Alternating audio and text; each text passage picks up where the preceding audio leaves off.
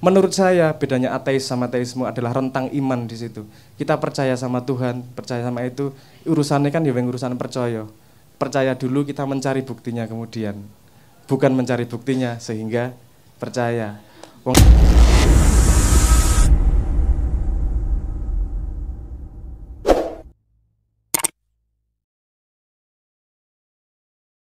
Jadi gini Mas. Mau pertanyaannya? Kenapa saya diciptakan, wong saya tidak meminta gitu. Dalam seumur hidup Anda pernah meminta ngising nggak, Mas?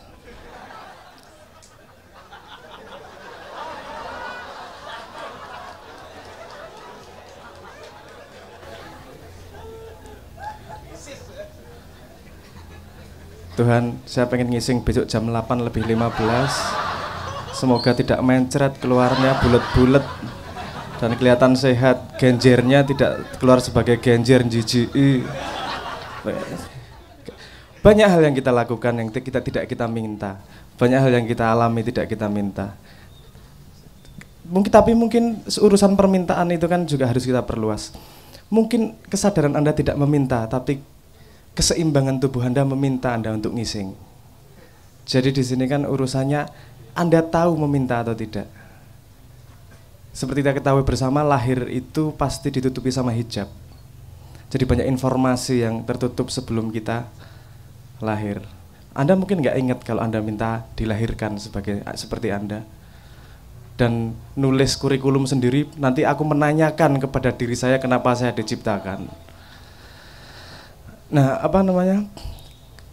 jadi kalau konsepnya seperti itu, bahwa Anda ada perjanjian sebelum lahir dan ada alasan dan kurikulum kenapa harus lahir sekarang, itu yang bisa jawab ya Anda sendiri. Kenal lo karo jabang bayimu, kenal lo sama sejatinya dirimu untuk menemukan kenapa kau dilahirkan. Mungkin ada indikasi-indikasi hidup, mungkin ada indikasi-indikasi hidup. Misalnya Anda kok dari kecil aku kena masalah hutang terus ya. Dari kecil kenapa saya jadi pemarah terus ya? Mungkin itu indikasi bahwa PR Anda dalam hidup yang ini adalah untuk mengatasi masalah kemarahan dalam diri Anda. Jadi kalau kita mau melihat agak lebar mundur ke belakang sedikit, akan terlihat tren dalam hidup apa yang terjadi. Mungkin kita bisa membaca di situ kenapa kita dilahirkan, kenapa kita hidup.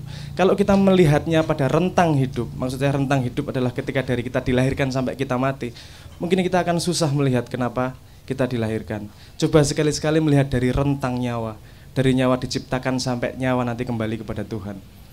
Di situ akan mungkin ada informasi-informasi yang bisa membantu menjawab kenapa Anda dilahirkan. Bisa jadi Anda dilahirkan untuk memberi cobaan kepada orang tua Anda juga bisa. Siapa tahu.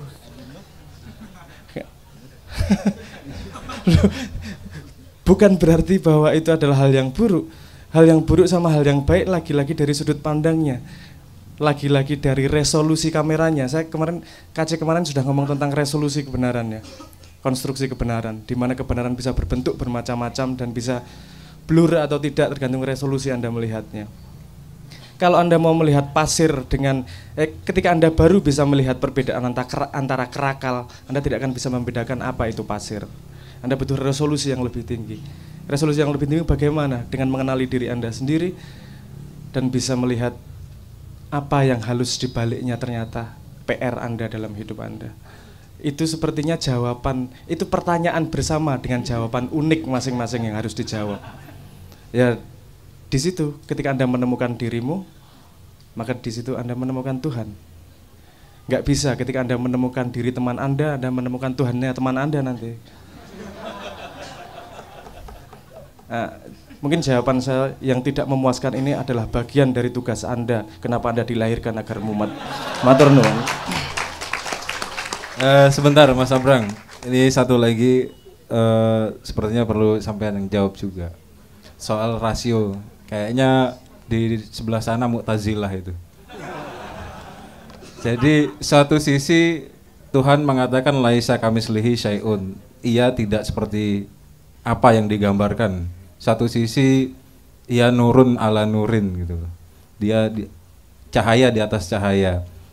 Sejauh ini apa sih pencapaian manusia soal yang berangkat dari rasio tentang ketuhanan tersebut? Mungkin pertanyaannya seperti itu. Kok diuncal kayak soal film loh, yuk menjawab ngene-ngene. Ya, oke, apa namanya?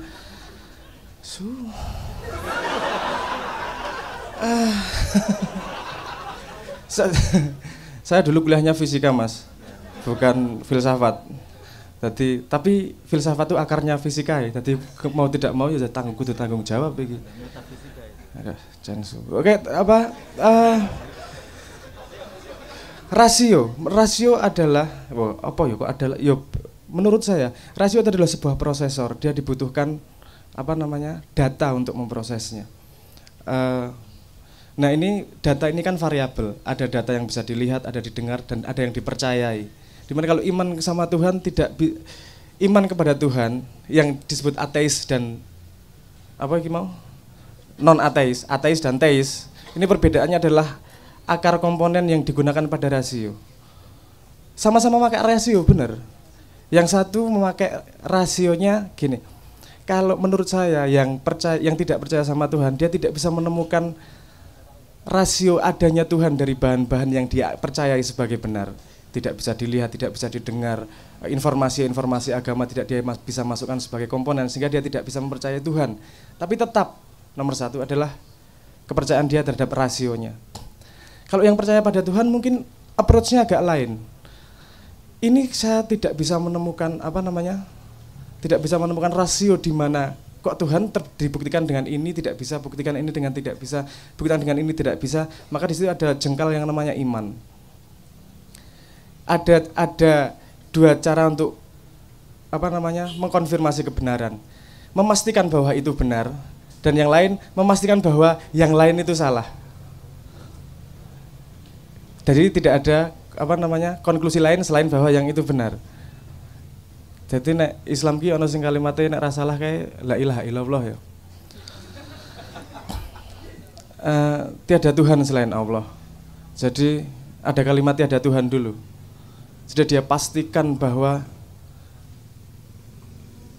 ini Tuhan bukan, ini Tuhan bukan, ini Tuhan bukan. Ternyata bukan semua. Terus dia ada koneksi-koneksi di situ yang tidak mungkin dijelaskan. Iki nek fisika, aku tak ngomong soal fisika saiki. Bukti Tuhan itu empiris, Mas. Neng aku kudu jelaske dengan eksperimen fisika iki ya. Ya ora apa-apa lah. Modar urusanmu. Gini, kalau di fisika ada yang namanya slit eksperimen. Bayangkan di belakang ada layar. Di sini ada sumber cahaya. Di antara layar dan sumber cahaya ada satu lagi layar yang dibelah, ada lubang di tengahnya. Ketika cahaya dihidupkan, di layar yang belakang gambarnya gimana? Gimana? Terang, gelap gitu ya? Pendar gitu ya? Oke. Sekarang dibuat percobaan lagi, lubangnya ada dua, double slit eksperimen namanya. Double slit, slitnya ada dua. Slit ya, dudu silit. Lubang, ya memang bentuknya kayak silit sih, tapi slit maksudnya. Jadi ada dua lubang cahaya di situ yang ditembakkan cahayanya. Cret. Di belakangnya gimana gambarnya? Terang, gelap, tapi dua garis gitu. Tidak, yang terjadi tidak seperti itu. Yang terjadi adalah gelap, terang, gelap, terang, gelap, terang, gelap, terang. Ini signifikansinya apa? Kalau yang satu terang dan sampingnya sama-sama gelap, itu sifatnya kan seperti partikel. Koyo pasir, dilempar situ, yang paling tengah terang, yang samping gelap. Kalau yang tiba-tiba garis hitam putih itu tadi, itu sifatnya seperti gelombang. Kalau gelombangnya seperti neng banyu kayak loh, ada gelombang, ada dua lubang, nanti saling bertabrakan. Kalau yang saling menguatkan dia jadi terang, yang saling menghancurkan dia jadi gelap. Gelap terang, gelap terang. Ini sama-sama cahaya tapi punya dua sifat. Yang satu sifatnya partikel, yang satu sifatnya gelombang. Terus dibuatlah eksperimen. Ini kalau dia partikel kan ada partikel terkecilnya di cahaya yang disebut sebagai foton namanya. Kemudian dikasih detektor di salah satu slitnya. Aku kok eling silit terus loh. Salah. Di salah satu slitnya agar dia tahu ini fotonnya lewat kanan atau lewat kiri. ditembakkan satu demi satu fotonya, das, das, das, das, das. Apa yang terjadi? Yang terjadi dalam dua garis itu adalah seperti terjadi dalam satu garis. Terang, terang, semakin gelap, semakin gelap. Ditembakkan satu demi satu. Kalau nggak ada detektornya ini tadi, tetap dia bersifat gelombang. Ini signifikansinya apa? Perbedaan antara eksperimen A dan eksperimen B yang ada detektor A dan tidaknya, itu bedanya hanyalah kita tahu informasi cahayanya lewat mana. Jadi potensi yang namanya gelombang, dia memanifestasi menjadi benda ketika kita tahu informasi. Bedanya cuma itu, informasi. Berarti ada orang yang mengamati, menyerap informasi. Perubahan dari potensi menjadi informasi, benda jadi benda itu perbedaannya hanya ada yang mengawasi, ada kesadaran yang melihat, memproses informasi itu. Gampangnya gitu ya. Terus pertanyaan berikutnya, loh iki jagat raya ono kabeh. Ini bukan gelombang ini partikel-partikel yang sudah memanifestasi ini. Ini jadi proton, jadi neutron, jadi bintang, jadi apa, ini udah jadi semua ini. Terus yang mengamati siapa? Pertanyaannya seperti itu. Terus yang mengamati jagat raya ini njuk sapa? Yang membedakan dari potensi menjadi apa partikel itu tadi adalah ada kesadaran yang mengamati. Terus kesadaran siapa ini yang mengamati? Tidak punya jawabannya mereka. Menemukan jawabannya di agama. Oh jojo ki sing disebut Tuhan kae yo. Tapi karena gengsi yang ngomongnya kesadaran kosmos atau kesadaran yang lebih besar misalnya seperti itu. Tapi kalau Anda lihat mungkin sekitar tahun 1930-40-an itu ketika eksperimen itu populer, banyak yang jadi pendeta, banyak yang ke agama dan segala macam. Karena mereka sadar bahwa ada komponen-komponen yang ternyata sains ini masih mudah juga untuk mencoba memahami alam. Ada mungkin agama yang sudah punya jawabannya walaupun belum kita tahu sebabnya. Menurut saya bedanya ateis sama teisme adalah rentang iman di situ. Kita percaya sama Tuhan, percaya sama itu, urusannya kan ya urusan percaya. Percaya dulu, kita mencari buktinya kemudian. Bukan mencari buktinya sehingga percaya. Wong kita membuktikan ini hari Jumat aja nggak bisa kok. Apa buktinya hari Jumat? Jumatan, gue Jumatan gara-gara apa? Gara-gara Jumatan bolak-balik kowe wong kentir kowe orang. Enggak. Jumat kan karena persetujuan. Urusannya persetujuan bersama bahwa ini adalah Jumat. Anda lupa dulu ada 10 hari yang hilang dimajukan. Jumat sebenarnya nggak jadi Jumat. Udah dimasukin Juli sama Agustus. Apa benar-benar Jumat? Ini kan urusan persetujuan. Kita membuktikan ini hari Jumat sebenarnya Jumat menurut Allah Subhanahu wa taala aja nggak bisa. Jangan, itu iman juga sebenarnya, iman yang tidak diamini mungkin. Tapi itu persetujuan bersama. Nah menurut saya rasio itu sangat perlu karena saya langsung nyambung ke tema ini, karena kesempatan terbuka. Rasio itu sangat perlu karena begini, kalau setahu saya membaca Quran, membaca alam, mencari kebenaran itu kan butuh, katanya membaca Quran harus suci. Suci kuwi piye? Wudu, ngono ya. Itu suci wadak, kan harus suci pikir juga. Jangan lupa, nggak hanya suci wadak, perlu juga suci pikir. Sekarang kita tarik dari informasi yang ada tentang suci wadak. Suci wadak itu piye carane? Wudu dengan kategori airnya ada nggak? Ada air mutlak, ada air musamas, mustakmal, mutanajis, gitu ya. Air mutlak adalah air yang bersih, benar-benar bersih. Kalau air musamas adalah air yang udah kena panas, udah kena matahari gitu ya. Masih bisa buat wudu. Masih bisa. Oke, kalau air mustakmal, air yang sudah dipakai, bisa dipakai wudu atau enggak? Enggak bisa ya. Kalau air mutanajis, air yang sudah mengandung najis. Oke, kalau dalam pikiran, bersuci pikiran, kan kita butuh rasio untuk menentukan mana, wudunya pikiran dengan air yang mana. Kalau dalam pikiran yang disebut sebagai air mutlak itu yang seperti apa? Ini nyambung kepada dulu-dulu Cak Nun pernah ngomong bahwa ilmu paling murni itu ya disiplin matematika. Karena menurut saya air mutlak adalah matematika di situ. Disiplin rasio, bahasa alam semesta, bahasa rasio, bahasa kemurnian. Karena kenapa dia murni? Karena kita tidak terlibat di dalamnya. 4 tambah 4 Anda pendukung Jokowi atau pembenci Jokowi sama dengan 8, nggak ada bedanya. Kita tidak terlibat sama sekali di situ. Matematika adalah matematika, dia berdiri sendiri. Bagaimana kita mengikuti fakta tanpa kita ikut terlibat di dalamnya. Yang paling suci di situ. Yang kedua adalah air musamas, air yang sudah berhubungan dengan dengan alam ya, matahari dan seterusnya. Itu kalau di ilmu saya nyebutnya ilmu fisika. Ilmu fisika karena fisika itu belajar tentang alam. Pendapat dia tentang kejadian di alam tidak penting. Kalau kelapa jatuh ya kelapa jatuh, kecepatan segitu. Bahwa presisinya tidak kita bisa jangkau dengan 100%, itu memang karena kita tidak mampu untuk mencapai situ. Ada kemampuan kita, ada limitasi di situ. Jadi dia masih bisa untuk mencari kebenaran, untuk bisa mencari Tuhan, walaupun ada degradasi sedikit di situ, seperti air musamas. Terus yang ketiga, ini aku rada ngeri ngomongnya. Yang ketiga adalah air muktamal ya. Mustakmal. Air mustakmal, air yang sudah dipakai wudhu. Ini terjemahan saya. Di sini air yang sudah dipakai wudhu adalah orang sudah memakai akalnya, sudah memakai rasionya untuk membersihkan dirinya sendiri. Outputnya berarti adalah tafsir-tafsir Al-Quran. Jadi tafsir-tafsir yang ada di khasanah kita ini itu tidak bisa buat berwudu mencari kebenaran. Karena itu sudah dipakai wudu penulisnya. Itu adalah output dari dia berwudu dan mencari kebenaran dalam Qur'annya. Kalau kita melihat sebagai referensi untuk mencari kebenaran nggak masalah, tapi kita tidak bisa 100% menggunakan itu sebagai tempat berwudu, karena itu wudunya orang lain. Yang terakhir adalah air mutanajis. Ini kan bedanya tadi antara air itu tadi bedanya seberapa besar invest manusia ke dalam informasi itu. Ini air mutanajis nomor 1 seperti yang dikatakan tadi, yo media massa. Informasi media massa. Karena di situ tidak ada, di situ manusia sangat-sangat terlibat. Ilmu sosial dan media massa terutama kalau yang bisa dilihat.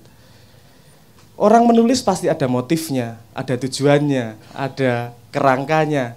Itu tidak mungkin bisa dijadikan untuk berwudu, untuk mencari kebenaran yang sebenar-benarnya. Dia hanya hin, hanya petunjuk-petunjuk kecil-kecil untuk mencari kebenaran.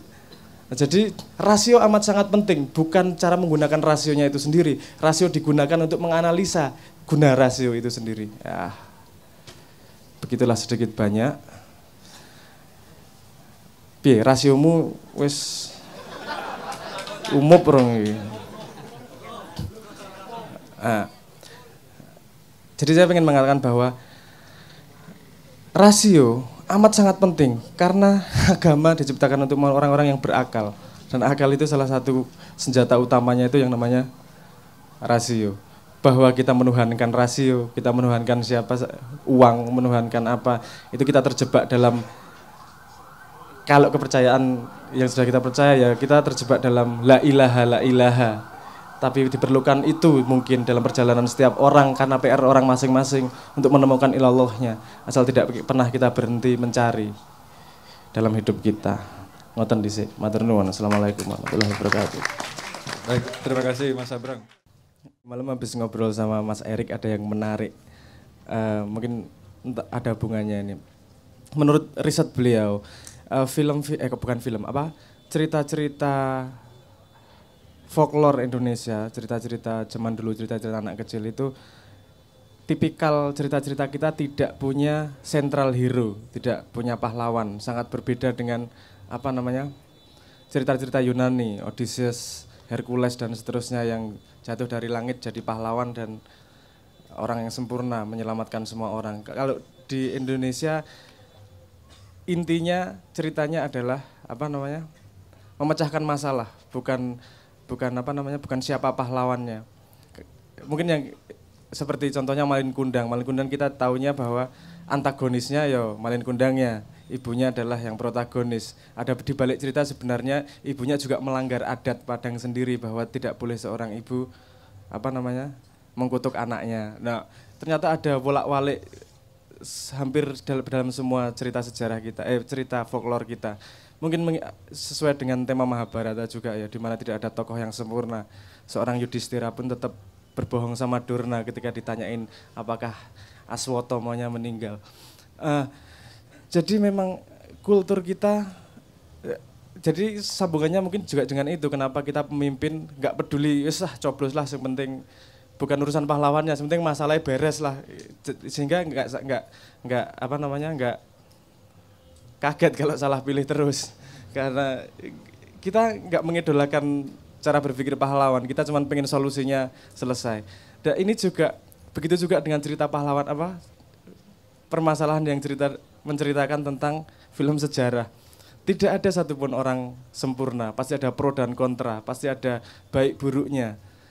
Yang kita hitung di sini adalah bagaimana kalau kita belajar sejarah bukan urusan dia baiknya atau buruknya seperti apa, tapi masalah apa yang dia pecahkan, tapi jawaban apa terhadap tantangan zamannya, itu yang coba kita tuliskan. Jadi kalau ada pro dan kontra tentang pandangan terhadap Semaun, terhadap Cokro, terhadap banyak tokoh-tokoh, pasti ada semuanya. Tapi yang coba kita bawa di sini adalah ayo kita kembali ke akar. Semua itu adalah pelaku sejarah yang mencoba menjawab zamannya dengan pro dan kontranya. Nggak perlu diulik-ulik, kita pelajari tapi tidak perlu dihinakan kalau ada salahnya. Kita hargai tapi tidak perlu juga didewa-dewakan ketika ada dengan pro dan kontranya. Nggak perlu diulik-ulik, kita pelajari tapi tidak perlu dihinakan kalau ada salahnya. Kita hargai tapi tidak perlu juga didewa-dewakan ketika ada yang dia lakukan dengan baik. Yang perlu kita pelajari adalah bagaimana, mengapa dia melakukan dan menjawab zamannya, sehingga kita bisa belajar, adopsi dan mengerjakan PR kita, yaitu menjawab zaman kita seperti apa yang sudah sangat berbeda. Itu background pemikiran kita tentang pembuatan film Hos Cokroaminoto ini. Ini ya kulturnya sangat berbeda, bagaimana beliau bisa dianggap sebagai Ratu Adil di Indonesia. Mungkin karena dulu belum ada Twitter ya. Jadi informasi berjalan dari gedok tular. Jadi kalau gedok tular itu kalau dari mulut ke mulut, kalau view-nya udah positif, cerita ke orang lain pasti yang positifnya, negatifnya dihilang-hilangin. Cerita lagi sama orang lain positifnya karena udah seneng. Tipikalnya kita seperti itu. Nek wes ra seneng, baik-baiknya dihilangin semua, cerita gedok tularnya yang jelek-jelek semua. Jadi rangkaiannya memang seperti itu. Kebetulan Pak Cokro ketika membuat ketika menumbuhkan SI jadi 2 juta followernya itu, kalau bahasa sekarang follower lah, itu sudah sangat cepat, luar biasa, karena memang kita butuh tokoh mistik dalam tanda petik lah. Pak Cokro lahir ketika gunung meletus, dia dianggap Ratu Adil dan begini dan begini dan begini, sehingga kita jadi punya sosok figur bersama untuk menitipkan mimpi.